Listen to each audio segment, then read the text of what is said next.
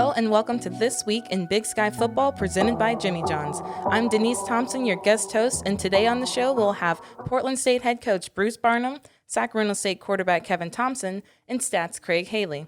Let's take a look back at some highlights from this past weekend. Josh Davis's 328 rushing yards was the most by any player in the nation across all divisions and the fifth most in Big Sky history as he helped guide Weber State to a 51-28 win over Northern Arizona. NAU's Case Cook has set a Lumberjack career record of 94 touchdown passes. Portland State shook off a challenging Northern Colorado squad to come away with a 38-30 road win, its third straight victory. Idaho topped Idaho State 45-21 in the Battle of the Domes. A late score by the Fighting Hawks to a 30-26 win at Cal Poly.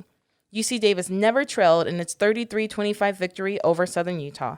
Kevin Thompson accounted for 6 touchdowns in Sacramento State's 49-20 win against Montana. The Hornets defeated their third top 25 program in as many weeks, rising up the polls. The Big Sky has a total of 5 teams ranked this week in the Stats FCS and AFCA FCS Coaches Top 25 polls. Weber State leads the way at number 4-5, followed by Sacramento State making its first appearance in the top 10 at number 7-8. Montana State was voted number 9, and Montana was slotted number 10-11. UC Davis rounds out the 5 teams at number 22, while Portland State and Eastern Washington are receiving votes.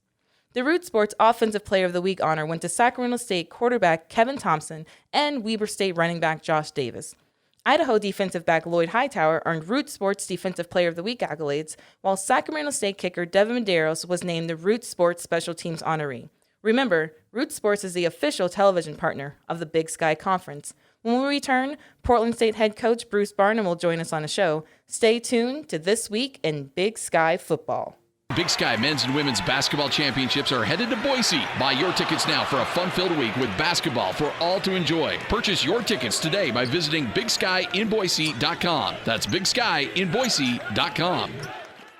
At Jimmy John's, we want your sandwich to arrive freaky fast, so it's freaky fresh. So we only deliver within 5 minutes of our stores and not farther. Click to order at jimmyjohns.com. 5 minutes is not a guaranteed delivery time. Actual delivery times will vary. We'd like to welcome Portland State head coach Bruce Barnum to our show today. Welcome, Coach. It's always great to have you. Hey, Denise, how are you? I'm doing pretty good. So I know it was a while back, but I wanted to talk briefly about your game at Arkansas. Your team was in it down to the final minutes. What did you discover about your team after that game? You know, Denise, I have a core. I finally got a core. We're trying to establish a program here. You and I have talked about this forever since I got the job, and I'm seeing it come to fruition now. There's a group, the main group of my football team right now will do anything to win. I mean, they're kids that keep going through whatever happens in the game. Because defensively, it was a great game. Offensively, it was muddy, but, you know, they got after us on offense. But and they just kept going. Where in the past, you know, I've been here when the wheels fall off and it goes bad. But I like how my team responds, and that was a fun one. You know, we had a chance. We lost by 7. We had a chance at the end. We were definitely rooting for you here in Big Sky Country. So I know a lot of people put a lot of stock into FBS caliber players versus FCS players. But can you just tell me, what do you find about coaching at the FCS that makes it such a great experience? At our level? Yes.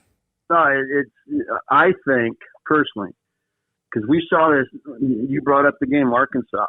We are so involved with everything with our student athletes off the field, not just on the field. You know, we went to Arkansas, and we were joking on the way down because we got one of their programs, Denise. I think we counted 55 people that they have as a support group just for football. You know, we kind of looked around and said, well, you know, we got 3. And you're so much more involved at this level with the student athlete, not just on the field, but his life and, you know, studies and getting them ready for the next 40 years. Okay. So your Vikings are on a 3-game win streak as you head into your game at Northern Arizona. You've gone up against the Lumberjacks a few times, but obviously they have a new head coach in Chris Ball. But they do have a familiar quarterback in Case Cookus. Talk about the impact that Case has on that Lumberjack offense. Oh, he has an impact on the Big Sky. Denise. I was lucky enough to meet Case and his family down there in 2015 when we got those awards together. You know, he represents not just Northern Arizona; he represents Big Sky well. You know, he's leading the nation at passing. I mean, he's a dude. He's a guy that will be playing on Sundays out of this conference, which is cool. But he doesn't act that way. His humility, you know, his leadership, I'm sure, with that team, and I'm sure Chris and the crew are enjoying him. You know, I've known Chris for many moons, and he's a defensive guy, but I'm sure it's fun to watch. You know, Case Cook has picked people apart week to week, and now we're trying to design something, Miss Thompson, something to slow him down. Absolutely. So Sergio Hoffman rushed for over 200 yards last weekend in your game. What has he brought to your program since his arrival? It's been fun to watch him grow up, and he's a JC transfer, but he's a local guy. He came from a junior college out of high school, and last year was a little muddy for him, and even the beginning of this year, you know, just making sure he's doing things the right way on and off the football field. But to see all that pay off right now, you know, and transfer to the field, and that game was a capper. I mean, we're expecting a lot more out of him.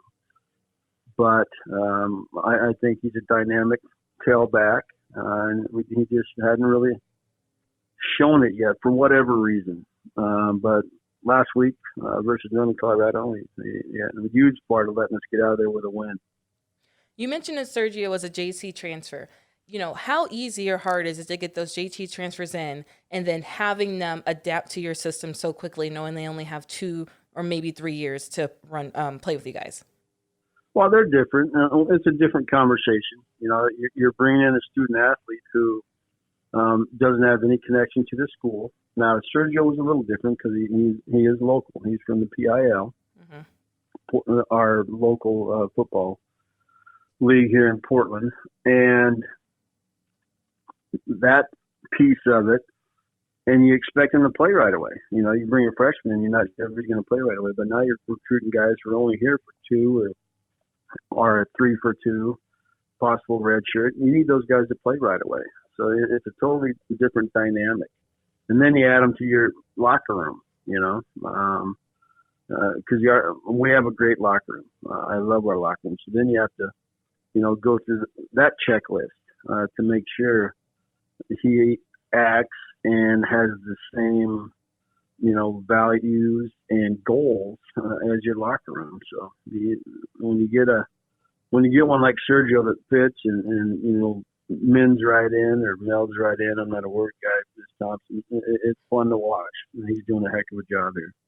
Nice. So Portland State leads the league in total defense, holding your opponents to an average of 360 yards a game.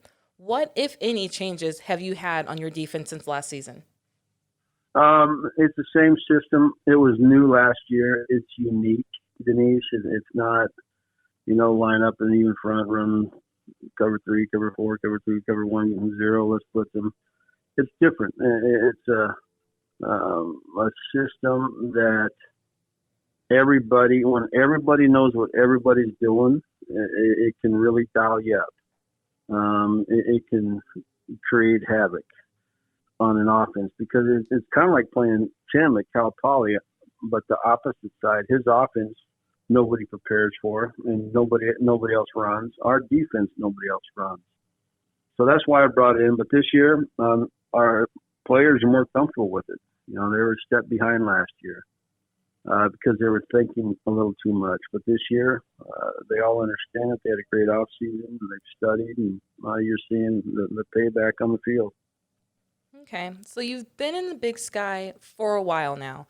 Can you talk to me a little bit about how every game, every week is a challenge just due to the depth of the league? Oh, everything. You already see it, you know. Before Troy got there, everybody's like, oh, let's get Sac State for home, you know, our homecoming game.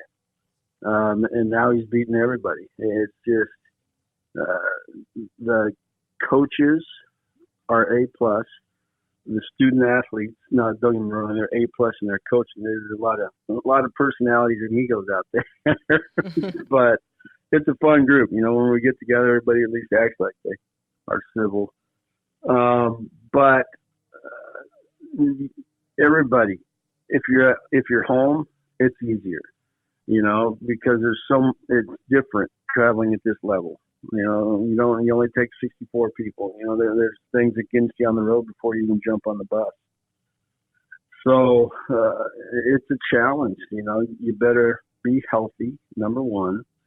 You better have everybody, locked in once that whistle blows, because it can go awry quick. I don't care what the records are or how good you are or bad you are. On college football Saturdays, you can win in this conference.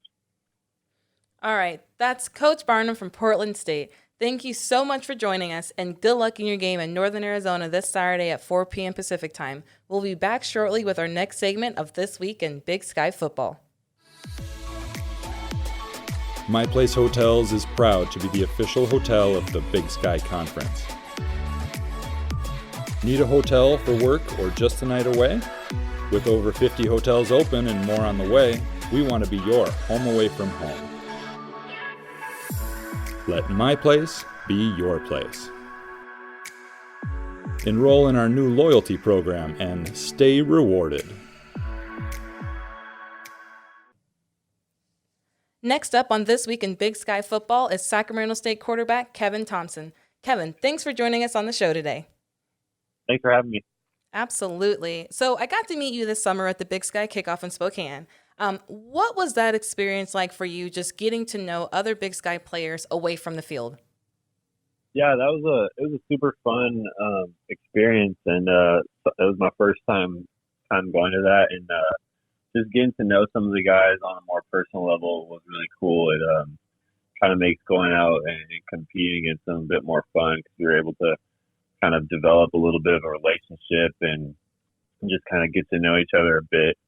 On a personal level, which was really cool. So it's made things fun. I just feel like a little closer with some of the guys on the other teams. Okay, so you're listed as a junior for the Hornets after receiving a red shirt here and there. What were some of your goals heading into this season?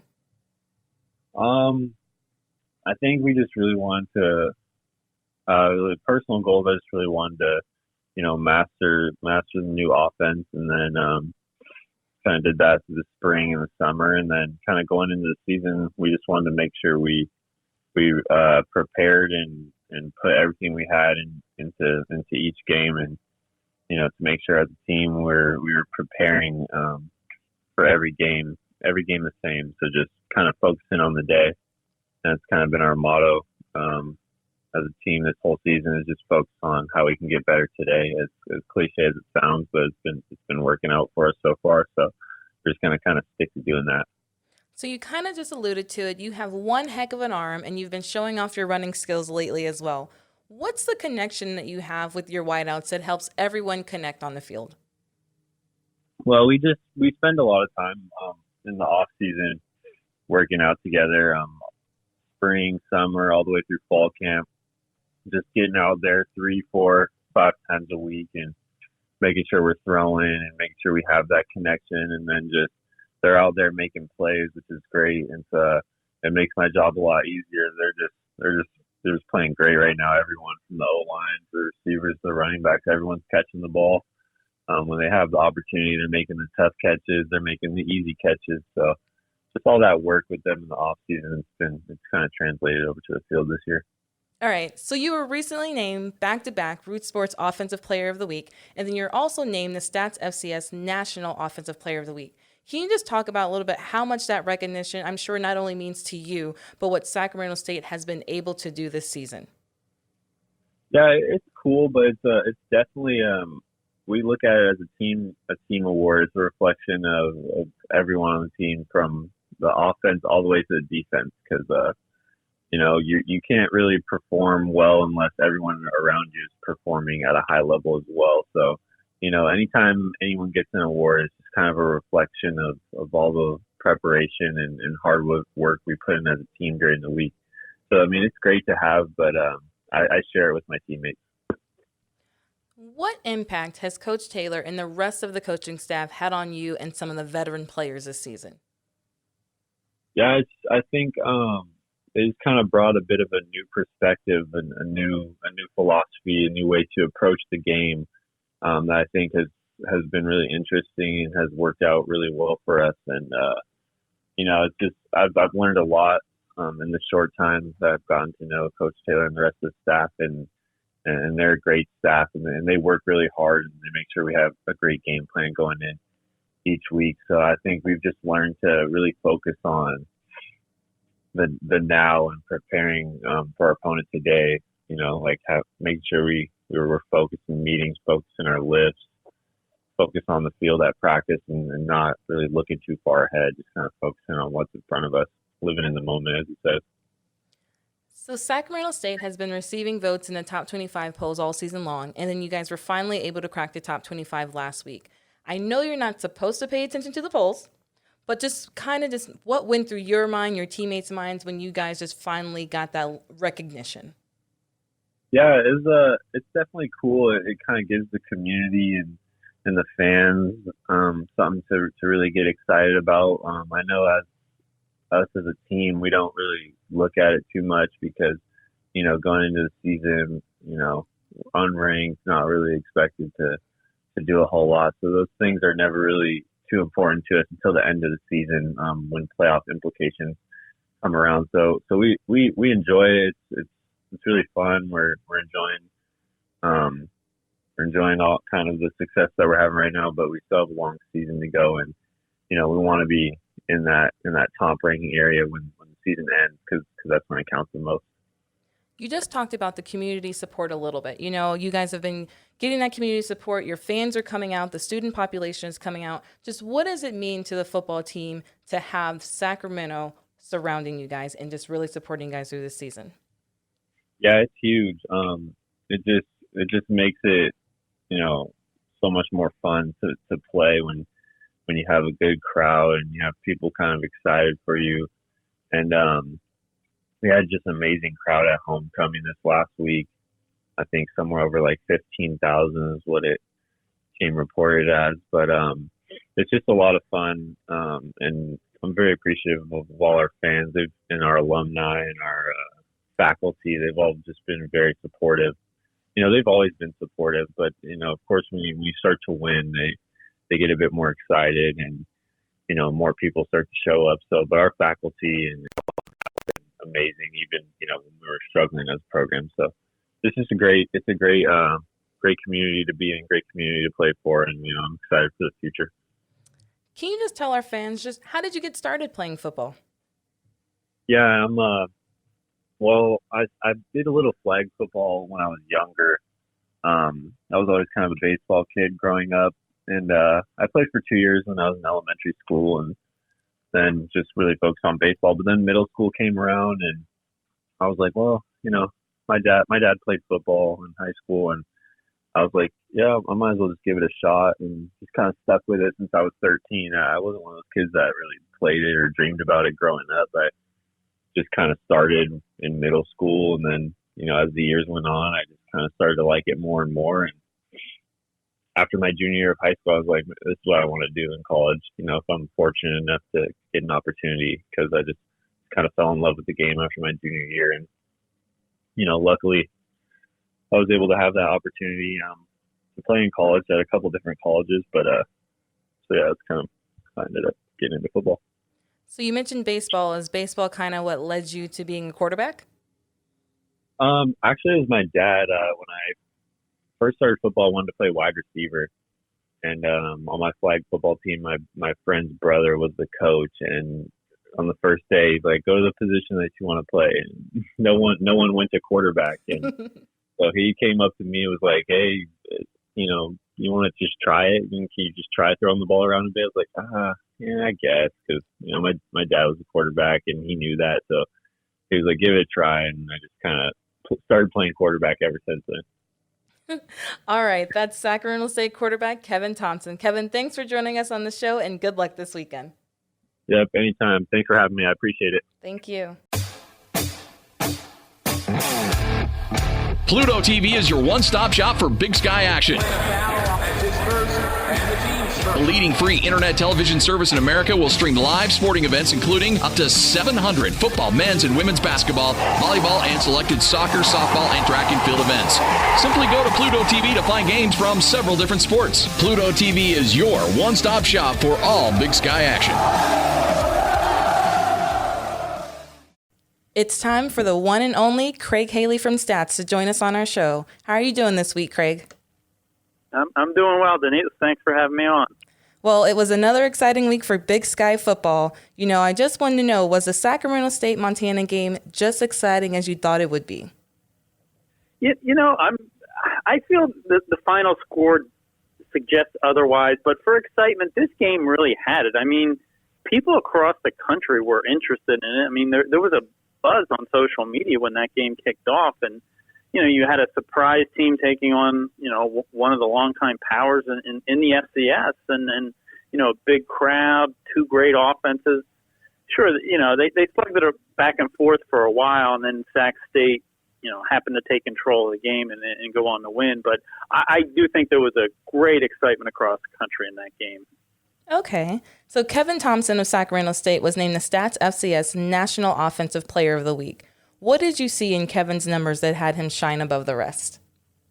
Sure. I mean, this was our Stats National Game of the Week going in. So for Kevin to dominate as he did, in a big game, that takes your performance to an even higher level. I mean, he's been playing at an elite level already, but to produce 6 touchdowns with his career highs for passing yards and total yards of offense, that's hard to top in such a big game. So I just think he's just been, peaking, and this was just phenomenal effort.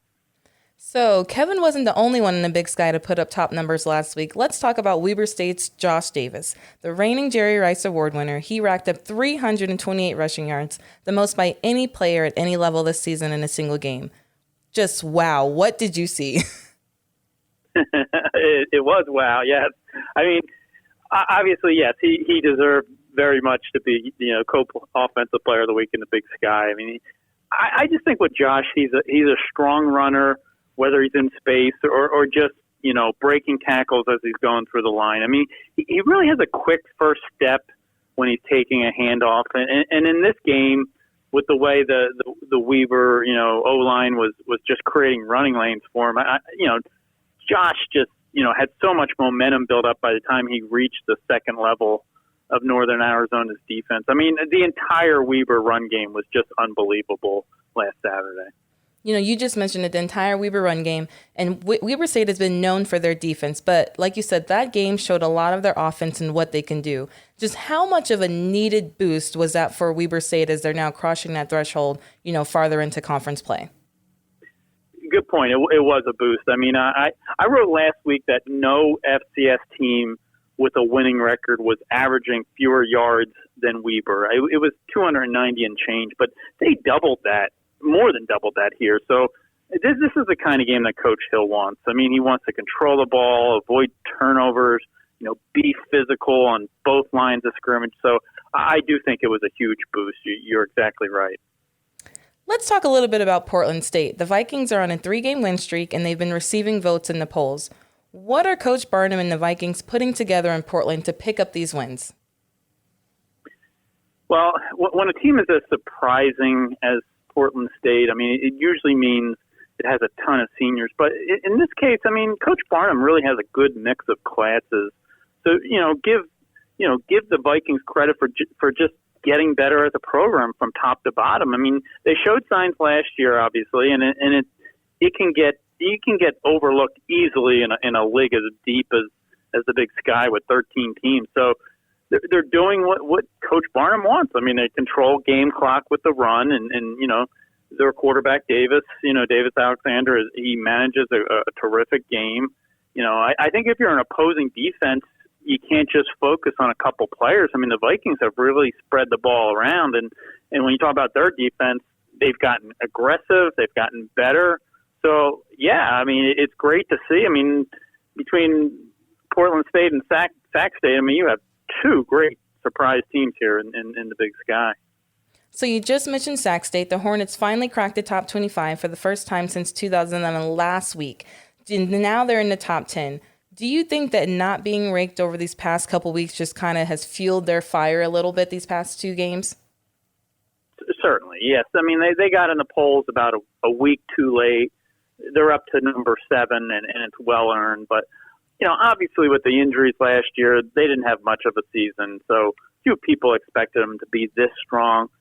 Everybody expected improvement, but this is just incredible to be, a top 7 team, and that might even be underrated. So I think any team is going to use that "we are overlooked" kind of mantra as motivation, and it makes sense to do that. The Big Sky has 5 teams in the top 25 and 4 in the top 10. Things seem to be shaping up for the league. Would you agree? You're right, Denise. I mean, it's shaping up for at least 4 playoff teams again, like last year. I mean, I think when the field, when it's being picked by the selection committee, they're supposed to treat it on a yearly basis. But I do think the Big Sky is surging as a conference after having the 3 teams reach the quarterfinals last year, and Eastern Washington was in the title game. So to me, there really should be some carryover effect to that. I mean, it gives your Big Sky teams a boost. The selection committee knows it's a conference that plays tough opponents within and outside conference. So I do think that there could be some carryover, and that's a good thing for the Big Sky. Sticking with the top 25, there were 4 teams in the top 10 that lost last week. Did you predict any of these losses? Which ones were the most shocking? Well, let me say this. I didn't earn any accolades for picking games last week because, there were some surprises. I mean, besides Montana, I mean, Furman, Nichols, North Carolina, A&T, they were the 4 top 10 teams that went down. I was most surprised by Furman losing the Citadel. Furman had come in absolutely rolling and was playing at home here. It's a rivalry game, but I just think these conference games, they can go either way. I mean, Sac State and Montana, we saw the final score, but let's face it, that was a toss-up going in. So that just shows you what the FCS is like in conference play and inside the top 10. There's almost nowhere to hide. Okay, so we got the hashtag FCS on Game Day trending last week. That initiative was really to get us a game of the week on the show. And Reese Davis announced that College Game Day will be headed to Brookings for the South Dakota State and North Dakota State matchup. How good is that for the FCS? It's terrific for the FCS. I mean, this particular one is a huge matchup, really as big as they get during the regular season. So I do think ESPN needed to recognize they should be there. You're talking number 1 versus number 3 and the national power through the years, North Dakota State. But credit the Big Sky Conference, I mean, for putting this issue out in the news through the social media campaign. It's really, paid dividends. And that includes, ESPN now picking some of the games of note in their prediction segment at the end. So it's terrific for the FCS. The Big Sky, we're definitely happy for the Missouri Valley, but we wouldn't mind if they made it to Bozeman for the Montana State game on November 23rd. Just what kind of, as the Bobcats, the Grizz, just what kind of excitement could that game bring if College Game Day were to make an appearance? I think it would be a great idea. I mean, this is obviously the most bitter rivalry in the FCS because these programs do not want to lose to each other. I mean, the FBS schedule, you think rivalries that time of the year, and the FBS schedule that weekend, November 23rd, is not ridiculously strong. So maybe Montana State has a chance here. I mean, I think all they can do, the 2 Montana teams, is just keep winning, make it meaningful in the conference race that particular day, and hope it all falls into place because you're not going to get a better atmosphere than a Grizz Bobcats game. All right, fans, that's Craig Haley of Stats. Thank you so much, Craig, for joining us, and as always, have a great day. Denise, I appreciate it. Enjoy all the games. Thank you. You too. Big Sky fans, make sure you download the Pluto TV app on your smartphone, tablet, or TV, and check out our new channel lineup in the 500s. Montana State at North Dakota, Sacramento State at Cal Poly, Idaho State at Southern Utah, and Portland State at Northern Arizona can all be watched on Pluto TV this week. The Root Sports Game of the Week features Eastern Washington at Montana, Kickoff is scheduled for 12 p.m. Mountain Time at Washington Grizzly Stadium. The 11th sports game of the week can also be watched on Pluto TV and will feature Weber State at UC Davis in a top 25 matchup. Game time at UC Davis Health Stadium is set for 5 p.m. Pacific Time. Thanks again to Portland State head coach Bruce Barnum, Sacramento State quarterback Kevin Thompson, and Stats Craig Haley. Enjoy This Week in Big Sky Football.